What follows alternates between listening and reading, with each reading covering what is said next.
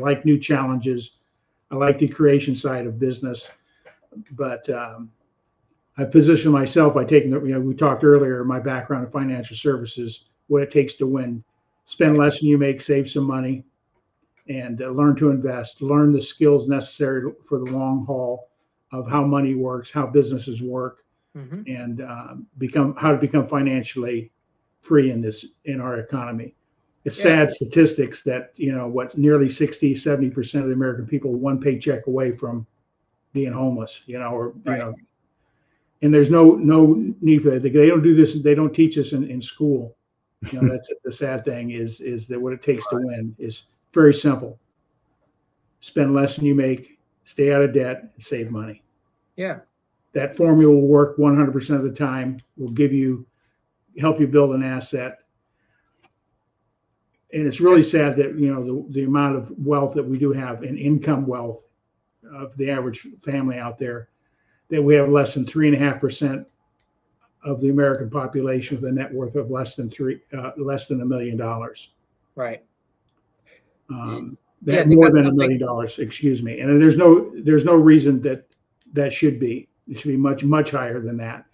And so that's one of my missions in life, to bring people on like yourself that help people better understand the value of money, value of their business, whether it be just network marketing where you're building, you're selling a product and getting paid on a residual basis for that. It has value as a business entity. I always look for those entities that I can sell my business, that client base, to somebody else. It could be leveraged in an inheritance or whatever the case may be as well. So, right. Hey, just wanted to say hello to Eric Bam Bam, the man with the plan here. He's joined us. Haven't seen Eric in a while. Thank you for being here, Eric. Ladies and gentlemen, feel free to ask this gentleman, since he is the Fox out there. I love that first name, Hurley. So we may have to talk about that. So your first name, but please do. That's easy. Hurley is my mother's maiden name. Okay. Yeah.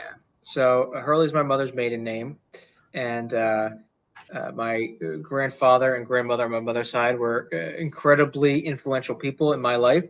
Nice. And so, so that's how Hurley came to be. I just want to thank Eric for jumping on and making a comment. Hey, Eric, Mark and I would definitely like to have you on. We need to get Eric back here and find out what he's doing. He's had a lot. He just recently wrote a book, so I'd like to help promote his book. Absolutely. So you know how to get a hold of us, Eric. So direct message us, and we're glad to have a conversation. We'll get back to Hurley here in a second, but thanks, Eric, for jumping on. Tag and share out there, and let's help some people become more successful in this arena called business. Back to you, Hurley. Well, a good way to start is start on the personal side, right? So if whether you own your own business or you want to own your own business, start on the personal side. Do you have a personal budget? Do you know how much your personal monthly expenses are? And you know your personal net worth? Start tracking that. So personal net worth is going to be very similar to your business's balance sheet, right? What things do you own and who do you own money to, essentially? And that'll get you your net worth. And then on the budget will be your profit and loss, right? How much money do you take in every month and what do you spend money on every month? Get into that practice. Even if you have a business and you're not doing that on the personal side, do that on the personal side. And then if you are thinking about getting into business, start on the personal side because it's a really good kind of practice to paying attention to financials. What are the key numbers you want to look for and how do you take that number up? The other thing, Tom, that you mentioned earlier, where, a lot of people the income's high, but maybe their net worth isn't high or they're living paycheck to paycheck. I think people overestimate how difficult it is to become wealthy. And it's really that first little bit, right? If you can give a year or two of really focused effort into saving money or working a lot to make a lot of money to, get your debt down, get your monthly expenses down, or get some money saved. Once you get kind of that first threshold, that first level passed, it snowballs from there. And so it's not something where, oh, you have to work as hard as you did for those first 2 years through the rest of your life. It's, once you do that for the first year, 2 years, the results will be exponential. And your effort can actually go down and your results will tick up because you did that first, little bit of grunt work to get you to that first stage. Love what you're saying. You're right in line with what my teachings have been in the personal financial coaching. So, but it really also comes down to, you may have all the knowledge in the world, but it really comes down to behavior, belief systems. What's your relationship with money? Do you believe you're worthy of having $1 million asset? Unfortunately, most people don't believe they're worthy of it when they look on the inside, because the results you'll get and the effort you put out is directly related to what's going on in the internal feelings and thinking that you have about money, success, business, or whatever the case may be. So, yeah, some people think, some people just think they're thinking in their head, oh, well, I'd love to make $100,000, or once I make $100,000, I couldn't possibly make more than that. Or, people would be uncomfortable with making $500,000, $600,000, $700,000 a year. Right. And so to your point in the belief system, you have to work yourself through that and to really think, you know what, I can make $1 million a year. How would I do it? If I were to make $1 million a year, how could I do that? And then here's what I would do once I get there. And just tell yourself that story over and over and over again. And there's a really good book called The Wealthy Gardener that talks a lot about that. Of have that mindset and tell yourself that story. And it's amazing how often that story ends up coming true. Well, we manifest what we think about on the subconscious. So, yep. It's that belief system. That's what I appreciate about Bob Proctor. Yeah. Thinking results, really getting to understand. I remember when I met Bob, when I went into the coaching arena, became a consultant. You had to meet with Bob up in Toronto, and we had to come with a full, being in business for myself for years. I had my own business plan, marketing and everything else. So it was in a 3-ring binder with tabs and all that. And I remember this conversation like it was yesterday. It was 8, 9, 10 years ago now. He's going through it. He's going through it pretty quick. He's asking me questions, and I'm answering the questions. And suddenly he just took my binder and just dropped it, not gently, on the table. He says, "Tom, I can give you Bill Gates' business plan. It won't work for you." I said, I came a little defensive at that point. He says, "You don't believe." He says, "What's the most you ever made?" So I told him, he asked me a couple other questions.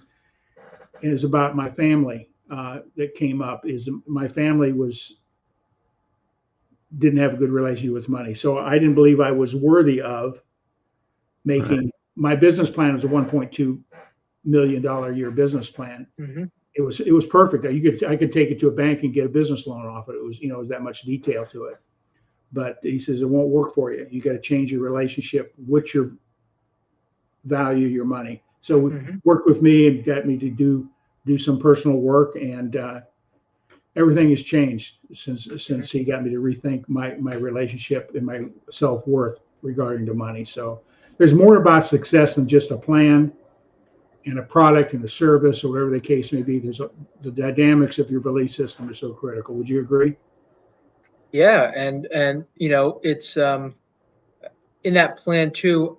You think about what you could do with that, either income or wealth, right? Once you get there, I think a lot of people would say, well, I don't need $1 million a year, right? Well, okay, no one's saying your business is going to generate $100 million a year in cash flow, and you have to keep it all and stuff it under your mattress. You could go make a pretty big impact with a lot of that cash, and plan out what that looks like and what could you do with it. And so, yeah, I mean, a lot of the ceilings and thresholds that people face are mostly self-imposed. Especially after health. The health is, if you have health, you can do a lot. So health is the great variable. Yeah, absolutely. The greatest asset you have. Yeah. If you don't have your health, you don't have anything else, right? So that'll wipe away any business plan or anything else. But if you have your health, then you got a lot going for you. Yeah. That sort of reminds you of the health. A friend of mine, it was a billionaire. He just recently died, and here I'm still. I'm older than he was, and I'm still kicking and breathing. So I value that I'm here today and having having over $2 billion in assets isn't going to keep you alive. So Right. yeah, quality of Yeah. life is so important. Yeah. Mark, what do you got, buddy? I do have a question here, and since you talked about trucking, supply chain, real estate, those are the industries that you seem to have gravitated to. Is that correct, Hurley? Yep. What's the biggest challenge you have about this? In terms of like take real estate. There's a lot of people involved with real estate. What's the biggest challenge you have with a new person that enters real estate? Because you're talking about numbers, and that's a tough market. You're Yeah. out there, and to make it happen, to hit your numbers. Mm-hmm. How do you put somebody through their process, and get them to where they want to be, where it's a mutually beneficial, lack of a better word, mental calisthenic for both of y'all? I'm sure you've got some ideas that when you're dealing with a new person, because you just can't arbitrarily say, hey, I'm going to be a millionaire and that's it. You got to have some sort of plan. Do you find people are organized, not organized, don't understand that? They don't understand cash flow, finance. Well, all of the above, all of the above, all of the above. Typically people want consulting, right? So if we have a pyramid of like on the financial side of the skill set, right? The consulting and the advice would be, typically at the top. And so people want that, and people are willing to pay for that, and that's all great. The problem is most people then underestimate the importance of what's at the bottom of that pyramid, which is staying organized and having things in an orderly, organized manner. And so I'm amazed at how many coaches and consultants will come in and not even look at the financials and offer advice. Right? To me, that's crazy. Okay. And so first, you have to work your way up that pyramid. So you have to be organized. You have to have solid, fundamental financials, right? Do we see where every number can tie to? If we're looking for, if you bought a piece of property, do we have the closing statement? Do we have the partnership agreement? Do we know what the waterfall on the dividends are going to look like? Do we have all that? And then it's, do we have the bank account? Is the bank account only being used for business purposes? Is the bank account, if there's a construction draw, do we have that organized? Do we, do we have the list of vendors, that we're paying out and what each one of them is for? That's like the basic stuff that a lot of business owners glance over, but you can't do the higher level stuff without the fundamentals being there. So you can't offer consulting or thoughts on the financials of a business if the financials aren't correct. And you don't know if the financials are correct if somebody's disorganized. So you got to work your way up that ladder, and you got to prioritize and make sure that you have the right, team or people doing each one of those steps. So I would say organization is kind of the first stumbling block that a lot of business owners, hit. Is they're just not organized enough, or things aren't readily available enough to give them clean and clear financials. And then, once you have clean, clear financials, you have something to work with, right? And you can work with somebody who can teach you as the business owner why those financials are important, what specific numbers mean, how to look at your competitors, or how to do a pro forma, or how to go out and raise, a certain amount of capital. What a good return is for those people, when to take on debt versus when to take on equity, or when to do something yourself. All those things come after those fundamentals are in place. Awesome. No, I appreciate you sharing that, because you hear so many times. I know Tom has always been an entrepreneur.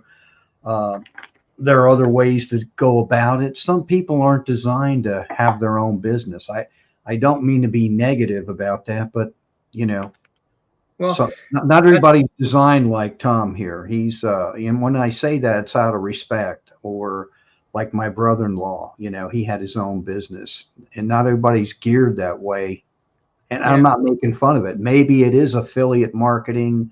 There are other avenues you can go into, instead of just like, hey, I want to start my own business. Boom, and there's a lot of different ways to build wealth. Thankfully, not everybody's wired to be a business owner, because then there'd be just 300 million solopreneur businesses. Absolutely. Because we do need good carpenters and plumbers and electricians. Now, some of those guys parlay those skills and have their own, develop their own business. I wish I could.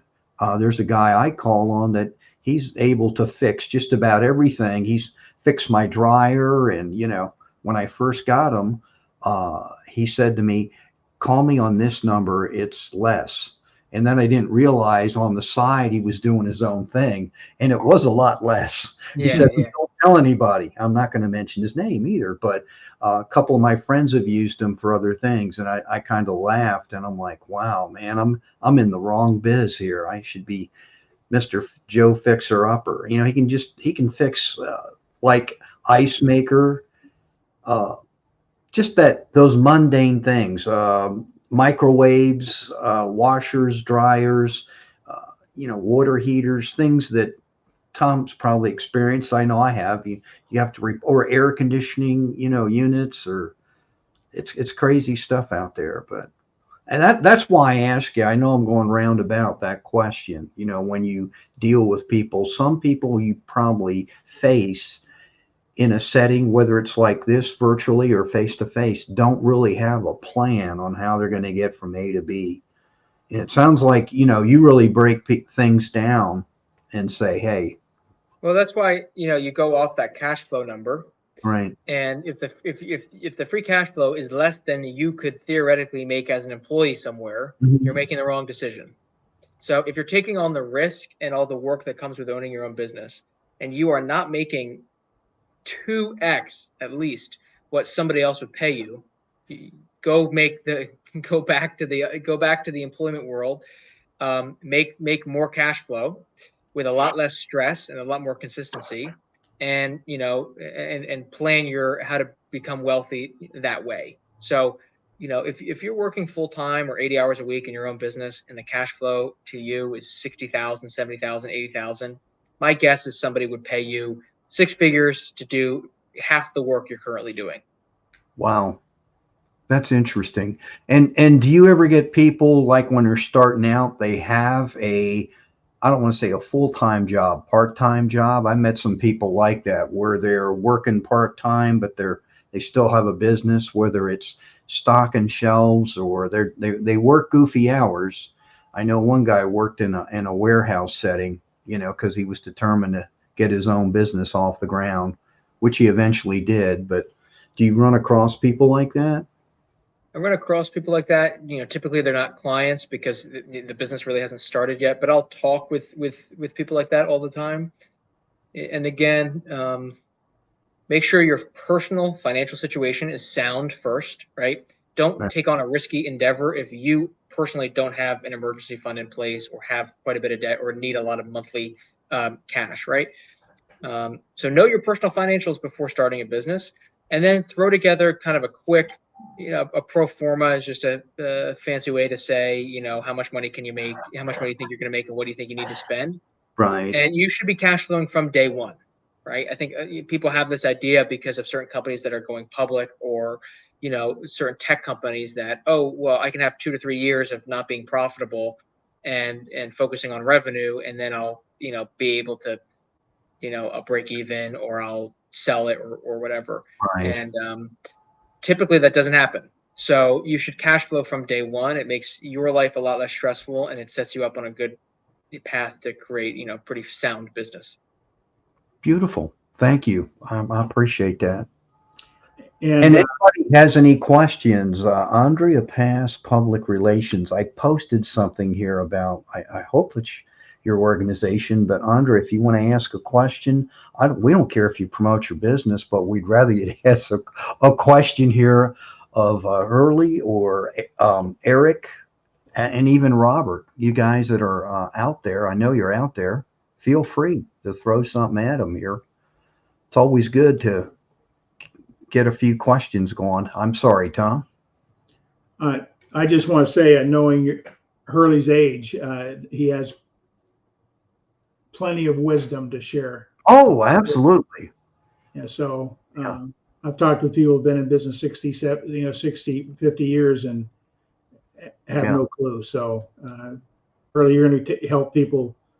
That's the key. Your success is going to be helping other people become successful with your early wisdom that you have. I appreciate that. And, I say all the time, an 80-year-old inside. So that's pretty much what's going on. So, And you'll understand this when I say this: wisdom. Let us be attentive. Yes. Yep. Sorry there. I didn't mean to get biblical on everybody, but I put up on the banner Hurley's email, and I'll put up his website. The banner's up here. Find out more about Hurley. He's got a contact form. You can reach out to him on his website. Outsource CFO. Basically, that's what you do, right? You come on board with a business entity as a chief financial officer, help them better mold their financial picture to meet the objectives they're looking to accomplish. Is that correct? Correct. And unfortunately, there's a lack of talent in the accounting field in the small business world.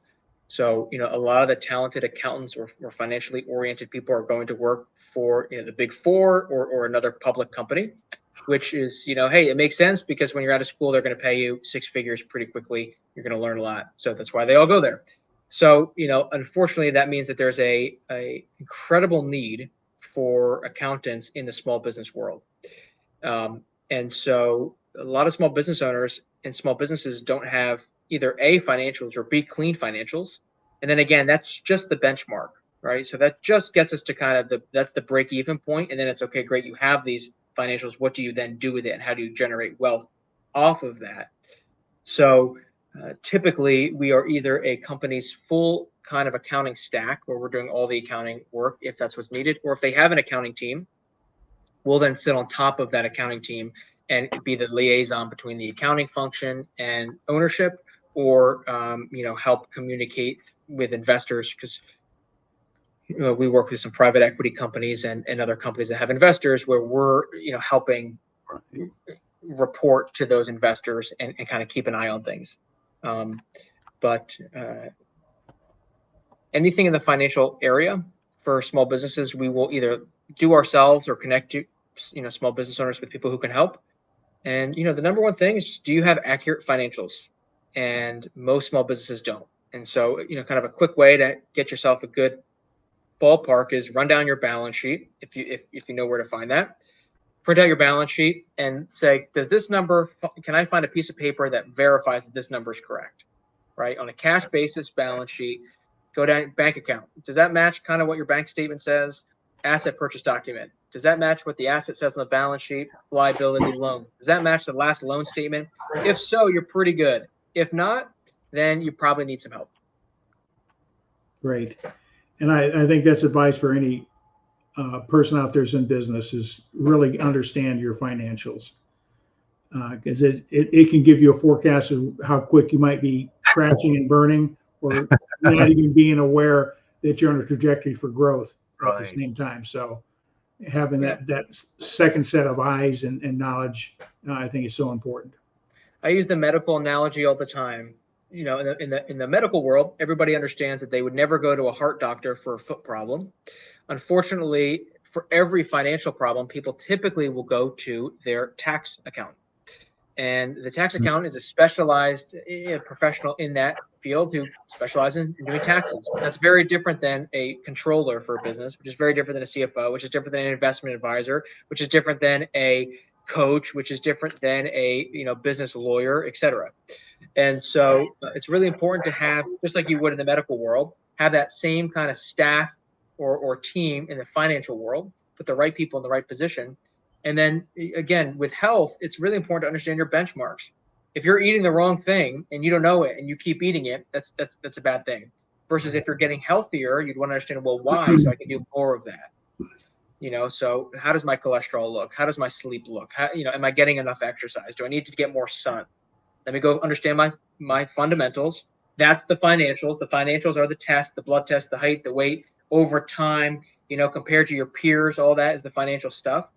And that's great. It's really great to know your health metrics. But then it's like, okay, great. How do I use this stuff to help me become healthier? How do I use the financials to help me generate wealth? And so that's why it's a two-part thing. And so taking that, medical analogy, it's not only do we just make sure that your health metrics are correct, we help you then understand what the metrics are telling you. We put you in place with the right people to help you. And then if the health metrics say you need to start walking more, we'll text you every day. Hey, how'd your walk go? Do you need a walking buddy? Let's walk and talk. Do you need more sun? Let's go find a group for you to be a part of, right? So we do the same thing in the financial world.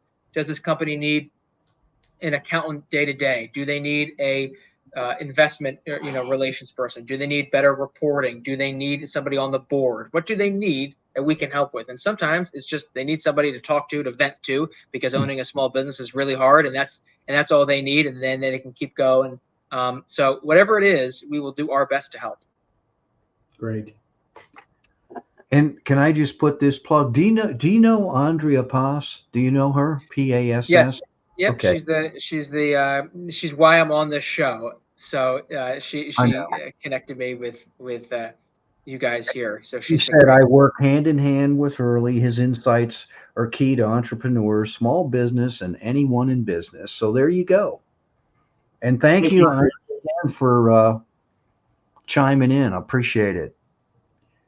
I tell you what, 45 minutes to an hour flies by. It does. I can't believe we're already up to the top of the hour. And with that said, I'm going to ask you this. You did say that your father is an Orthodox priest. Am I correct on that? Correct. Yep. How does he feel about what you're doing? He likes it. We do some work together, actually. Nice. Because as both of you have mentioned, the understanding financials and how to generate wealth is not that complicated of a thing, right? Now, it's simple, but it's hard, right? As most simple things are, but it's not a mystery on how to generate wealth. But then at some point, once you get past a certain stage, and the level's a lot lower than a lot of people think, right? So your friend who passed away recently has $1 billion. If you have $1 billion, why work the next day? Right? If you have $5 million in the bank, you really should not need to work anymore. If you have $1 million in the bank, well, why go make 2 million? Right? You have to have purpose to that. And we're all going to die, and we're all going to have zero money once we pass away. And so, why did we do what we do, and what is the impact that we left on the world with the time that we had? And so, the money is not the important part. The money can allow us to do the important things.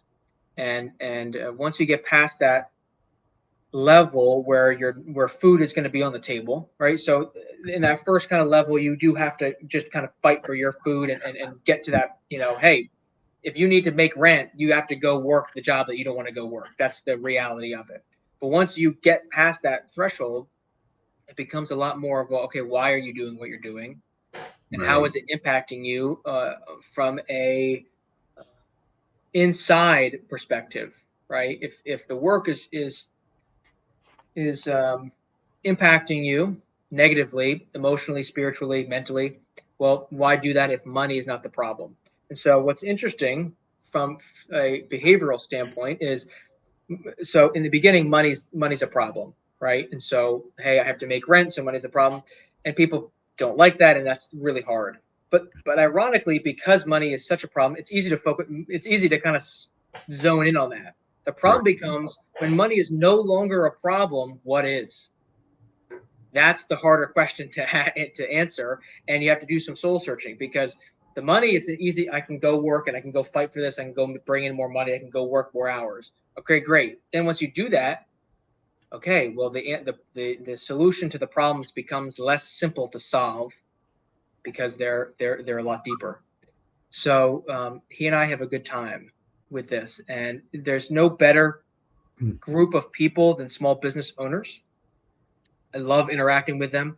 Kind of one of the mottos that I have is we do good work for good people. The people, my clients and the people I work with and the people that work for me are honestly great, good people, which is a lot of fun. And it's rewarding to generate wealth for good people, because it goes, it doesn't just stop with them. It creates a ripple effect that is neat to be a part of. Nice. Well, with that part of wisdom, I want to thank Hurley for being here, taking time out of his day to be here, and we'll let you know when we would do replays on this, so that you can get that link, push it out to your audience, and let's make a difference in this world. Sounds Appreciate good. appreciate you being here today, and Absolutely. Appreciate you taking the time, making the time to come with us, join us this evening. Great to be here. Thanks for having me. Appreciate it. well, enjoy the green room and all the M&Ms we left you there. So Thank you. I will. All right. don't hang on, don't go anywhere while Mark and I close out here. Okay. Right. Sounds good.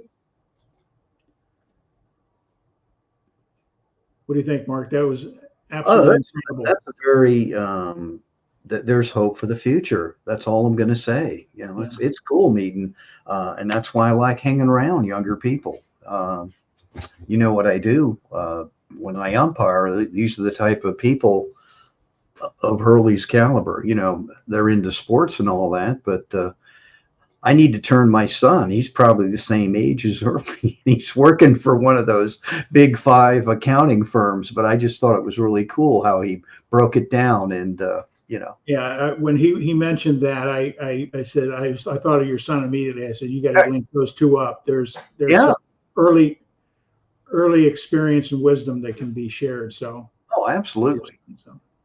But like I tell Jacob, he's far exceeded where I was at 27. You know what he's doing now. But yeah, I mean, now meeting early, what he's doing, I would have never have thought. You know. At that age, you know, I mean, it's just, but you can't put a number on something, so to speak. If you have the why, you know, you're going to make it happen. And that's good to know that there are people out there. And everybody else, I just want to say thank you for joining us, and feel free, like Tom said earlier, tag, share, push it out there. You know, it may resonate with somebody, you know, that's going through a struggle right now. And that's what this is all about. They may have a new business, and if we can help Hurley out, fantastic, you know, plug in, get to know him. Absolutely. He'll be on one of my top recommendation lists. So, without any further ado, Mark, anything else? That's it. It is a Monday, you know, and, you know, can't believe it's Monday already. We're almost at the end of July, and my wife went to her first day of school here in Georgia, DeKalb County. They had a teacher's work day today, and I think it's Wednesday it officially starts. Wow. So yeah, the school buses will soon be out and about. Can hardly wait. Terrific traffic. Wonderful. Without any further ado, I just want to thank everybody for being here. Tag and share this out with your friends and colleagues, and so we can make a difference in the world. Without anything else, we'll go ahead and we'll close out with this.